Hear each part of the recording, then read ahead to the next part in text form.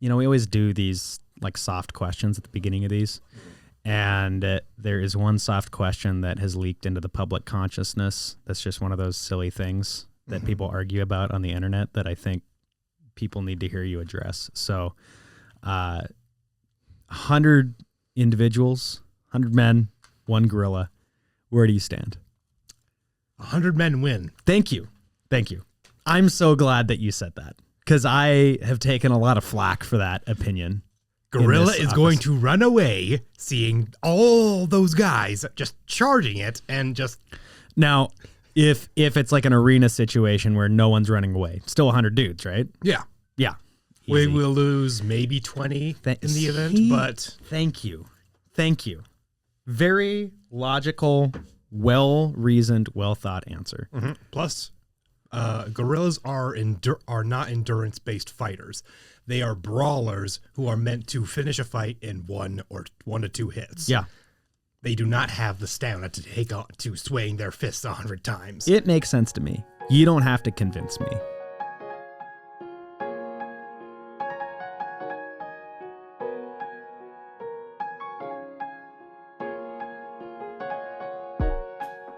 My Voice provides those with lived experience in homelessness, addiction, mental and behavioral health struggles, and domestic violence with a platform to tell their story in their words. Every episode is conducted anonymously in order to facilitate a candid and comfortable place for guests to tell their story. My Voice is hosted by Brian Fields, who works as a case manager here at the My House Youth Drop-In Center in Wasilla, Alaska. We now join a My Voice conversation, already in progress. Welcome to My Voice. This is season 4 of My Voice, and today we are on camera with Jamin. Jamin, thank you for coming today. Thank you for having me. Brian is not here, so you're stuck talking to me, but that's okay. I have known you for almost your entire time with this organization. You were here, I think, slightly before I started working here. Mm-hmm. So it's kind of cool. Around 2020, 21. Yeah, exactly. We've both been around the program for a long time. So you've agreed to be on camera, share your name, which is awesome. Tell me, where were you born? Start there. Start at the beginning. I was born all the way over in Anchorage, Alaska. Just right down the road. Yep. Right down the road. Tell me, how did you end up here? You don't have to go into all the nitty gritty, but as much as you're willing to share, what brought you to my house? That's a complicated question. Maybe I should get more specific. What? No, what it is, it's good as it Okay. is. It's just that I have to go all the way back. Okay. Then. Let's untangle. So, at the very beginning, I was forced to join the Alaska foster care system at age 12 because of issues with my mother. Okay. And due to their incompetence and... I don't know if we were allowed to say that. We could say they that. are incompetent. I'm saying that It's- as a what's the term? Participant. Participant, yes. I'm saying that as an active participant of their services. Not a great system for you. Nope. Very tough, I think, for any individual to go into foster care at age 12. Yes. And it is my adopted brother was foster care involved, adopted by my parents. That seems like a tough age because you're old enough to kind of remember a before time and then an after time. I mean, was that, I imagine that made things tougher because now you're here and 12-year-old wants, I'm assuming probably wants to be involved in the foster care system if they can help it.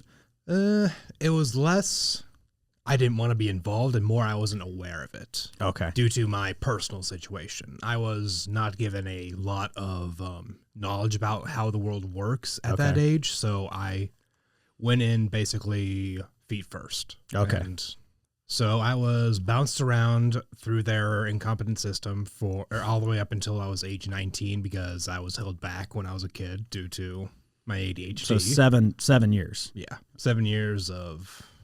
That's a long time to spend in foster care. Yeah, sucked. I can only imagine. Mm-hmm. What was like the biggest? I mean, what's like the biggest overarching challenge with that? I mean, I imagine pretty tough to really get your feet under you when you're constantly having to, these changes and not having a base really. For me personally, the biggest challenge would have to be that there was no one to actually teach me how to do life. Sure. Like, when I was, I want to say, no, this was immediately after I got out of there. When I was 19, I was jobless, homeless, had no car, had nothing but the clothes on my back to my name. A lot of barriers. Yeah. I mean, you were starting from ground zero at 19. Mm-hmm. And I think a lot of us start, kind of from scratch at 19, but start from scratch and like, hey, we need to move out of our parents' house, not like I have nothing but the clothes on my back. I mean, that is a pretty difficult position to be in. Mm-hmm. So you exit foster care and you're homeless. What was your situation like at that point? Well, I was basically given a choice. I could either get myself into a training facility, which I personally did, or I could go homeless and drink myself to death. Right. Which so you're I refused to do. Right, and you're trying to take agency over your situation, mm-hmm. which like hats off to you because you're starting from a position of nothing and you're doing, anything you can do to try to remedy that. Mm-hmm. So you go into this job training program, but that wasn't with us at that point. No, that was 2 years before I ever knew about this place. Gotcha. So still kind of bouncing around. Kind of describe those 2 years, what happens there and how do you eventually make your way out here? Well, during that time, the pandemic hit. Oh, great time to be trying to figure all that out then. Yep. That's just another barrier. Mm-hmm. Because, things we didn't have enough of those. Well, we'll toss on one more. So I imagine that impacts your training then. Yep. I managed to get myself into a food kitchen safety training course mm-hmm. that was able to supply me with housing, dental, medical, stuff like that, which was good, but the training itself was garbage. Right. Then pandemic hit, so I was forced to go homeless again. All the way over to Covenant House out in Anchorage. I'm sure you're familiar with it. Mm-hmm. The facility brought me back in because I didn't have anything to do, and pandemic was finally the lesions, I think that's what they're called. Mm-hmm. Regarding the pandemic, were starting to be reined in. People were finally allowed to go out. So restrictions getting lifted, mm-hmm. so you have a spot back in the program again. Yep. I had to go through 2 months of testing to make sure that I did not test positive at all for COVID. Right. Completed my training course, and then I was left with nowhere else to go. So they simply said, okay, there's a place down that way called my house. We'll just simply drop you off there. So you finished the program, and they're like, all right, see ya. Yep. Toodles. Mm-hmm. Government-funded program, too. We want to talk about your time here, obviously, but mm-hmm. just to kind of move back through that really quick and summarize, you end up in the foster care system, which you don't have any agency over, mm-hmm. and you graduate that program. I shouldn't even say graduate. You are exited from that program mm-hmm. with no car, no training, no job, no really pathway to get employment, and you are in a state of homelessness. Mm-hmm. You find a program. You find a pathway forward to try to remove some of those barriers. Mm-hmm. Pandemic hits. Mm-hmm. Back into the program, address some of those barriers, and then tossed tossed out this way because there's no long-term really exit. It's just out the door you go, but then you end out here. So I don't want to put words in your mouth. I had roughly $20 my name at that time. But that whole system to me seems very different than what we're trying to do out here. So it's drastically different. When you arrived here, tell me what were some of those changes and how did the approach here differ from kind of that background? Well, first of all, you guys cared. That is good. We certainly try. So you guys taught me what to do, how to do it, and why I should do it. Mm-hmm. That why is what they never did. Right. They're just like, here's some training. Yeah. Right. Figure it out yourself and all that. And I mean, when you're out here, I don't know what your first days were like, but our goal when we get anyone new, regardless of what state they're in, is that the housing piece, the food and clothing piece, a lot of those initial barriers that you've kind of been facing the last couple of years, I assume that we're able to address that day one.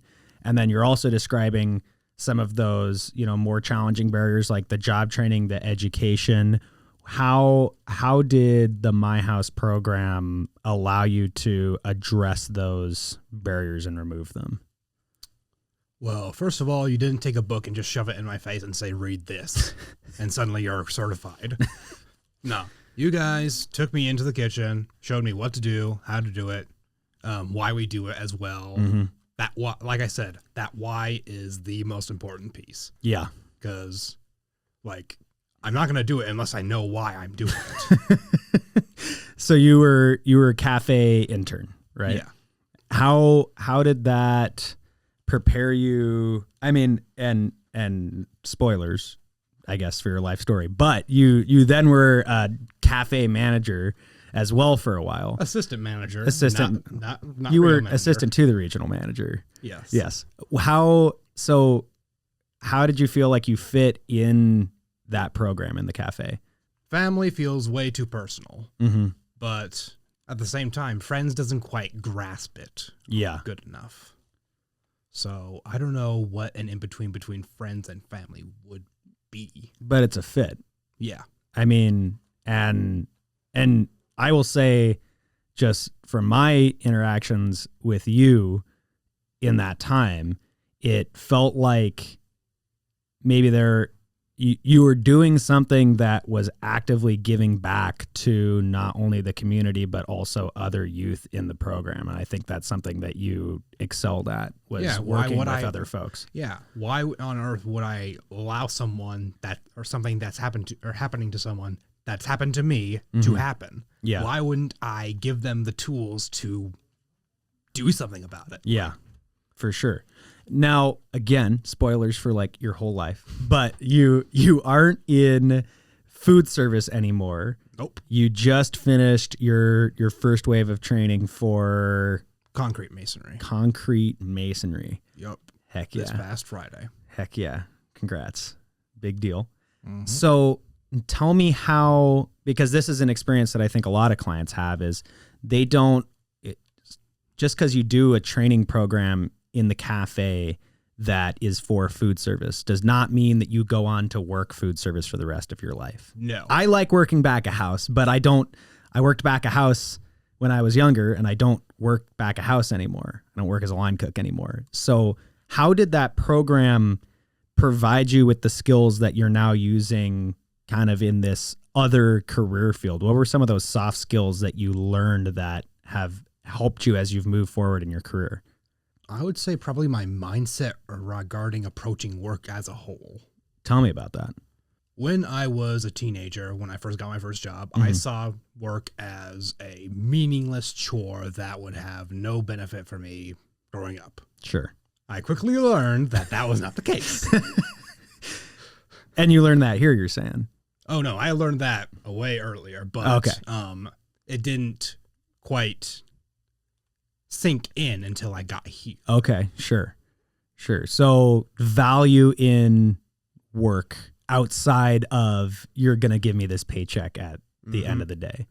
And then the cool thing is you're able to instill that into other clients in the program. I mean, you're reaching behind you and you're bringing other folks with you at that point after you yourself graduated from that training program. You're also a current member of our founding member of our youth board of directors.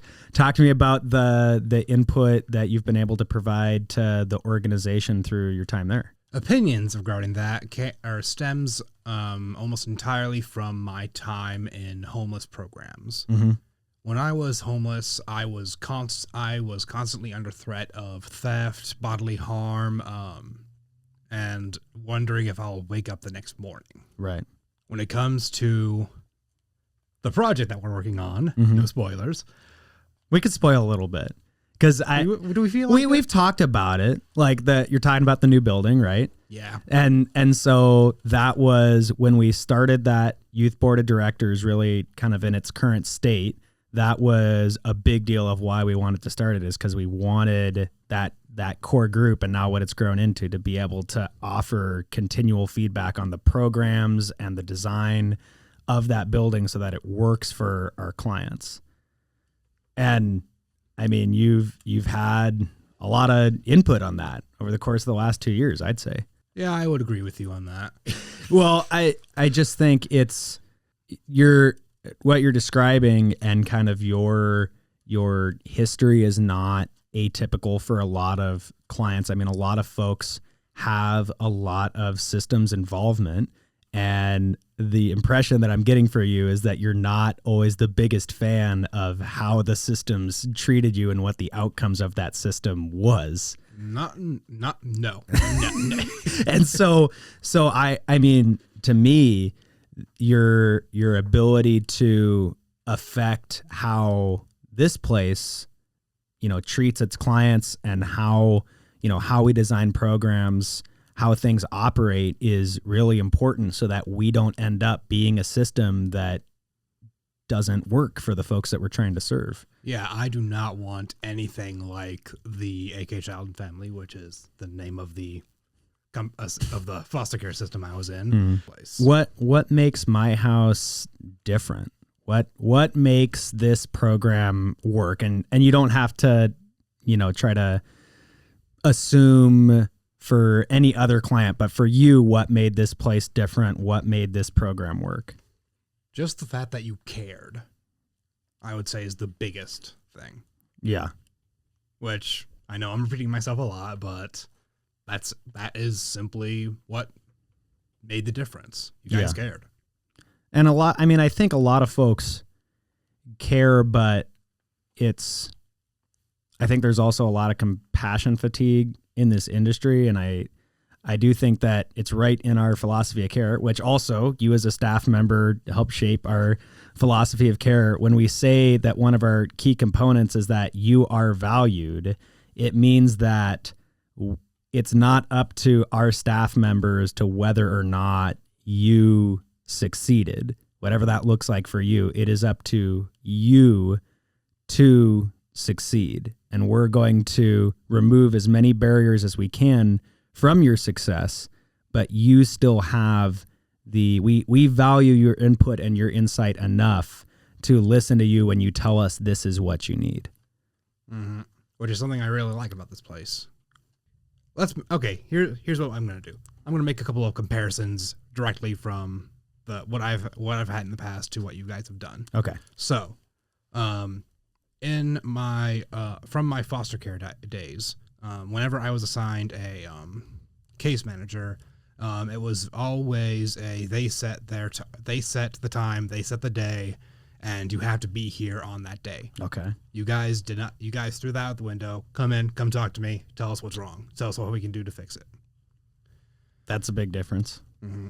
Here, you guys walked us through what our problems could be, gave us solutions to said potential solutions to said problems, and allowed us to, in our own minds, walk through it, mm-hmm.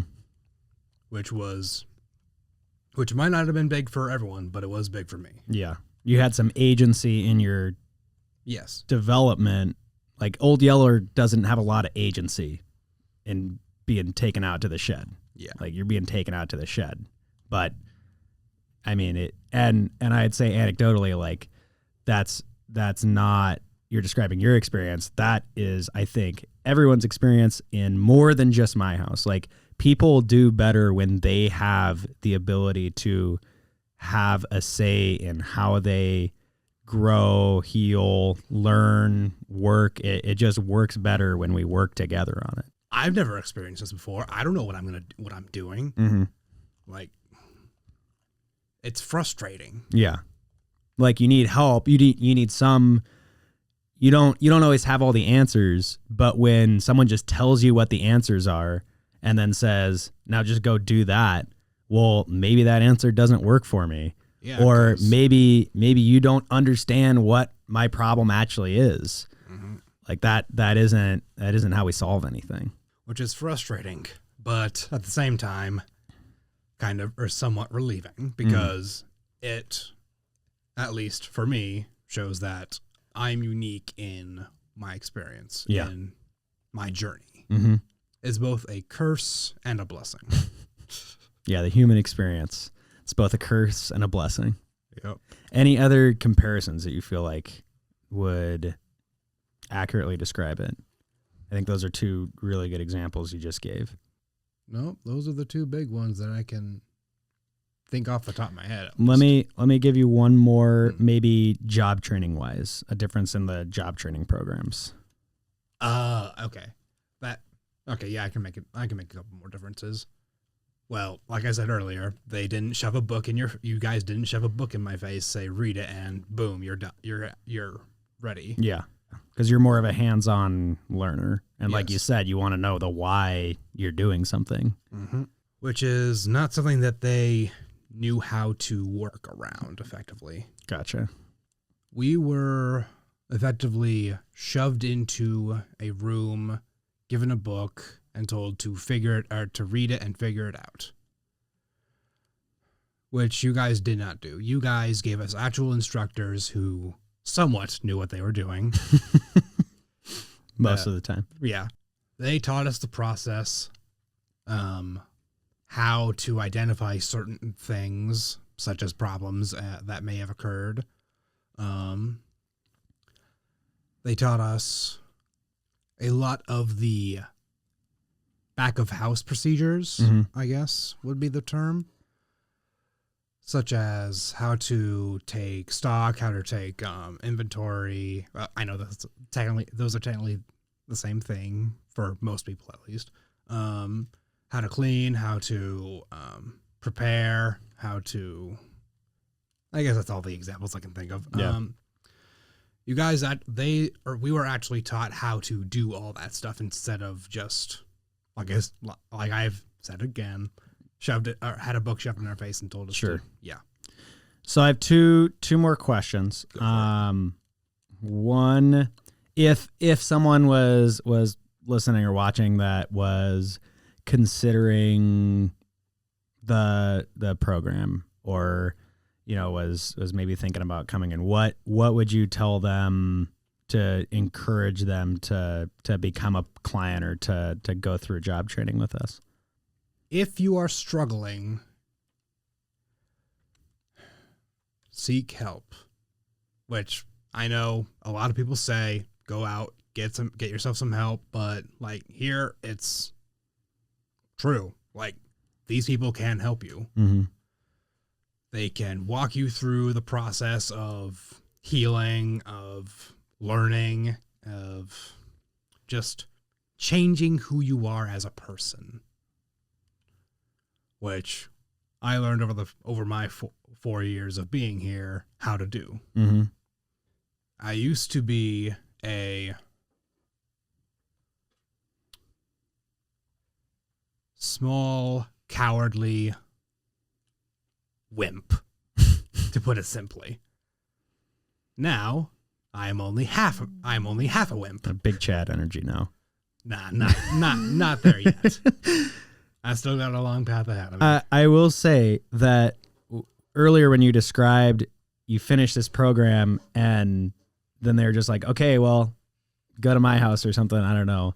That was definitely not your experience here either. When you graduated your job training, that's right, that isn't. you had a position here as an assistant manager. And then when you were ready to move on from that and into your new career field, you're still coming in. I still see you from time to time. I mean, I don't know what your answer to this would be. I have a feeling that you probably don't visit a lot of your old, the old systems that you were involved in a whole lot. So I've looked forward and never looked back. It says something to me that you're here now willing to do this with us. Just that I hope that your time here was more enjoyable than that. I like you guys. I like your process, and I want to continue to help you in whatever small way I can. Last question then. Favorite My House memory, go. That would probably be the day that we wrote the policy of care. Yeah. That was a pretty cool meeting to be a part of. Compassionate, collaborative, welcoming. Argumentative. You are valued. No, not that one. Well, we kinda. We did have a pretty good debate on it, but I think that those 4 key tenets and what was in there truly is a reflection of what this place is and should continue to be, and really is our bedrock. So shout out to Roger for organizing that in his first week as an employee here. And also, I think shout out to Michelle as CEO and the board and everyone for how many clients we had, clients and former clients that were in that room taking part in that discussion. That was the coolest part of that day to me. Mm-hmm. It was awesome. And I think that it should not have been a surprise, but it was super cool to see that the sagest pieces of advice whenever it came to something that we were going back and forth on, or debating what our keywords should be or what they should say, always seemed to come from someone that was a participant in the program every single time. I remember pointing out at least 6 discrepancies that I personally didn't agree with. But and that policy and this organization is better for it because I would like to think so. You are valued and we value your insight as a participant. Well, John, thank you for being here today and doing this. Thank you for having me in spite of all my mess screw-ups. We will see you next time on My Voice.